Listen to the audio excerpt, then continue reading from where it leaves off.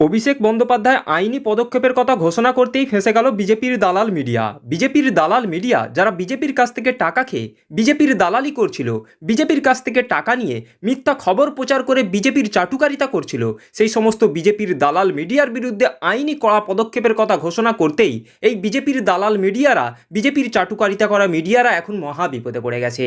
তো চলুন তৃণমূল নেতা অভিষেক বন্দ্যোপাধ্যায়ের এই ভিডিওটি ধৈর্য ধরে শেষ পর্যন্ত দেখুন। তিনি বিজেপির দালাল মিডিয়া, বিজেপির টাকা খাওয়া মিডিয়ার বিরুদ্ধে আইনি কড়া পদক্ষেপের কথা কি ঘোষণা করলো, তাতে বিজেপির দালাল মিডিয়া এখন কত বড় বিপদে পড়ে গেছে, তৃণমূল নেতা অভিষেক বন্দ্যোপাধ্যায়ের এই ভিডিওটি ধৈর্য ধরে শেষ পর্যন্ত দেখলেই প্রমাণ পেয়ে যাবেন।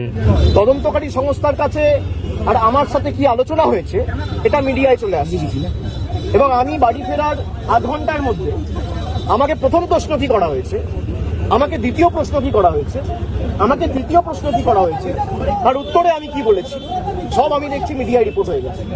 আমি এটা নিয়েও আগামী দিন হাইকোর্ট মুভ করব। আমি যখন তদন্তে কি আলোচনা হয়েছে কারোর সাথে আলোচনা করছি না, তার মানে আমি ধরে নিতে পারি তদন্তকারী সংস্থার কাছ থেকে মিডিয়ায় এই খবরগুলো লিক হচ্ছে।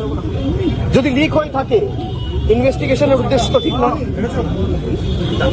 সুতরাং আমি বারবার তদন্তকারী সংস্থা যেখানে আমাকে ডেকেছে আমি গেছি। আমি যদি কলকাতায় উপস্থিত না থাকি আমি তো যেতে পারি না।